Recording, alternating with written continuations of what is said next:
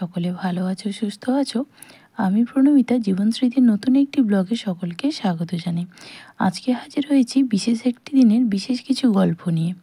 আশা করছি আজকের এই ব্লগটা তোমাদের ভালো লাগবে। বিশেষ কেন বললাম সেটা ভিডিওটা শেষ পর্যন্ত দেখলেই বুঝতে পারবে। প্রত্যেক দিনের মতন সকালে ঘুম থেকে উঠেই আগে সকালে সমস্ত কাজ শেষ করে তারপরে কিন্তু বিছানাটা তুলে নিলাম। তারপরে আমার জন্য এটা গরম জলে এই একটা পাউডার, এটা মিশিয়ে আমি খাই। প্রত্যেক দিনই খাওয়ার চেষ্টা করি, মাঝে মাঝেও স্কিপ হয়ে যায়।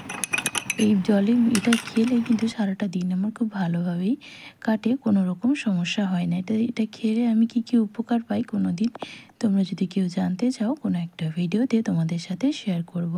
তাই প্রথমে কিন্তু দেখতে পেলে আমি কিন্তু আমার ঘরটা পরিষ্কার করে নিই, জলটা খেয়ে নিলাম, তারপরে অল্প একটু বাদাম খেয়ে একটু চা খেয়ে তারপরে এবার অন্যান্য কাজে যাব। তো আজকে বিশেষ দিন কেন বললাম, আজ হচ্ছে আমার গোপুসোনার জন্মদিন। তো ভিডিওটা একটু দেরিতেই এসেছে, অনেকগুলো প্রবলেম হচ্ছিলো। এর আগের ভিডিওতেও আমি বলেছি আমার কিন্তু ভিডিও এডিটিং করতে খুব প্রবলেম হচ্ছে, জানি না এই সমস্যার সমাধান কিভাবে করব। তাই কিন্তু প্রত্যেকটা ভিডিওই কিন্তু অনেকটা দেরিতে করেই আসছে। আশা করব তোমরা কিন্তু সকলে আমার পাশে থাকবে। আমার এই অনেকগুলো প্রবলেম হচ্ছে, তাই নিয়মিত তোমাদের সাথে ভিডিওগুলো আপলোড করতে পারছি না। এখন কিন্তু আমি দেখতে পেলে সকালে সমস্ত কাজ শেষ করে সকালের খাবারেরও ব্যবস্থা করে দিয়েছি। আমাদের যেহেতু গ্রামের দিকে বাড়ি, সকাল থেকে রাত্রি মানে দুপুর রাত্রি সকল টাইমেই কিন্তু আমাদের খাবারের ব্যবস্থা করতেই হয়। তো এখন আবার স্নান করেই একেবারে চলে এলাম ঠাকুরের পুজোর জন্য প্রস্তুতি নিতে। আজ গোপুসোনার জন্মদিন বলে কথা, তার জন্য একটু স্পেশাল কিছু তো থাকবেই। তবে আমার সামর্থ্য অনুযায়ী যেটুকু পারবো গোপুসোনাকে সেটাই দেবো, তবে ভক্তি ভরে দেবো।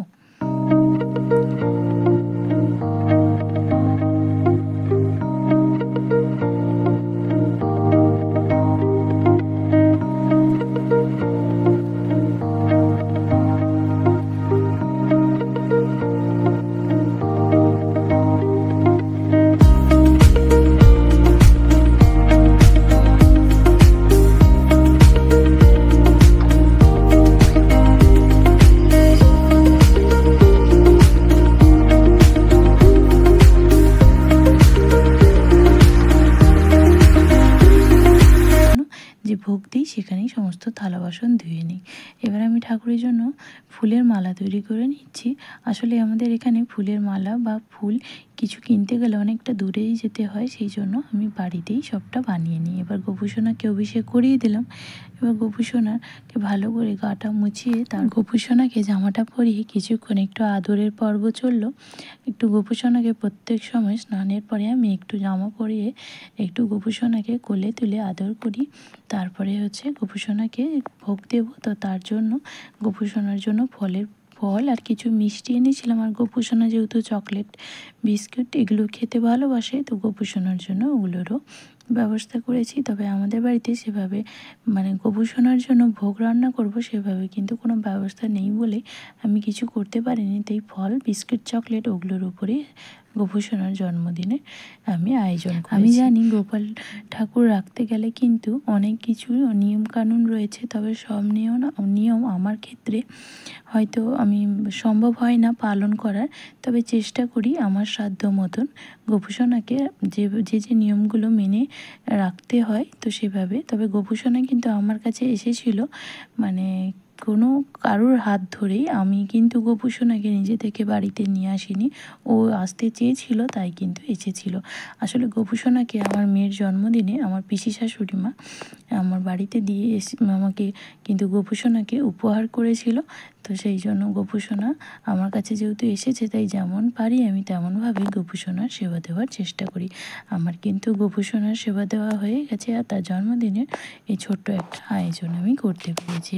তো আমার গোপুসোনাকে সেবা দিয়ে এবার আমি প্রণাম করে নিলাম। আমার পুজো কিন্তু শেষ হয়ে গেছে, এই সামান্য কিছু আমি আয়োজন করতে পেরেছি।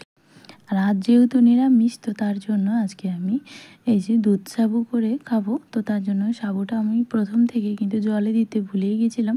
তো তাই সাথে সাথে অল্প একটু সাবু নিয়ে একটু জলে দিয়ে দিচ্ছি।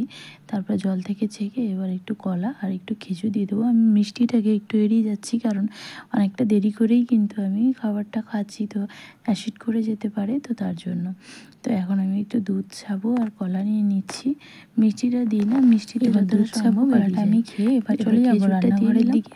তো রান্নাঘরে আজকেও যেহেতু নিরামিষের পদ, সেই জন্য চিচিঙ্গা ভাজা করব, আর একটা কলা ভাতে দেবো, তার সাথে তরি পোস্ত। তরি পোস্তটা আমার বাড়িতে নিরামিষের দিনে সকলে একটু খেতে ভালোবাসে, তার জন্য তরি পোস্ত আর ডাল এটা কিন্তু প্রায় নিরামিষের দিনে আমাদের বাড়িতে হয়ে থাকে। আর রাত্রে আমার কিন্তু রান্না প্রায় শেষ হয়ে গেছে। এই যে তরি পোস্ত ডাল সবই কিন্তু আমার রান্না হয়ে গেছে। এবার মেয়েকে স্নানও করিয়ে দিয়েছি। আর রান্নার পরে এটা হচ্ছে আমার অবস্থা, পুরোপুরি একেবারে ঘেমে মানে ড্রেসটা সাথে সাথে চেঞ্জ না করা অবধি আমার জন্য শান্তি নেই। তাই দেখতে পাচ্ছ আমি যেন মানে বিরক্তিকর হয়ে উঠছি যেন। আর ওকে স্নানটা করে দিয়ে ওর এত দুষ্টুমি, মানে কত ধরনের যে কথা থাকে সব কিছু প্রশ্নের উত্তর দিতে দিতে আমি আরও ক্লান্ত হয়ে পড়ছি। তো আমি ওকে এবার স্নান করিয়ে ওকে কিন্তু ড্রেসটা পরিয়ে দিলাম। আমি আর আমার মেয়ে দুজনই বাতাবি খেতে খুব ভালোবাসি। তো এখন তো বাতাবি প্রচুর রয়েছে, তো আমার মেয়ের স্কুলের কাছ থেকে মা গিয়ে বাতাবি নিয়ে এসেছিলো। তো আজকে এই জন্য রান্নাটা শেষ করে খুব বাতাবি খেতে ইচ্ছে করছিল, তাই বসে পড়েছি বাতাবি মাখা করব বলে। আমার আবার মাখাটা তো এমনি খেতে ভালোবাসি, তবে বাতাবিটা যদি একটু টক হয় তখনই একটু নুন লঙ্কা দিই। তো এটা টক ছিল না, স্বাদটা কিন্তু ভালোই ছিল। তবু মেয়ে যেহেতু বলছিল মা একটু লবণ দিবে, তো ওকে একটু লবণ দিয়ে মাখিয়ে দিয়েছি। আর আমি একটু হালকা একটা লঙ্কা নিয়েছি, তবে ওতে কিন্তু ঝাল ছিল না। আর বাতাবিটা খেতে কিন্তু সত্যি খুব ভালো ছিল। তো আমি এই ফলটাকে কে কী নামে ডাকো কমেন্ট করে জানাবে। আর আজকের ভিডিওটা এখানেই শেষ করছি। যদি ভালো লাগে তাহলে ভিডিওটা লাইক করে দিও, আর যদি নতুন একটু পাশে থেকো তাহলে একটু সাপোর্ট করো, চ্যানেলটা সাবস্ক্রাইব করে দিও। দেখা হবে একটা কোনো নতুন ভিডিওতে। আজকের মতন টাটা সকলে।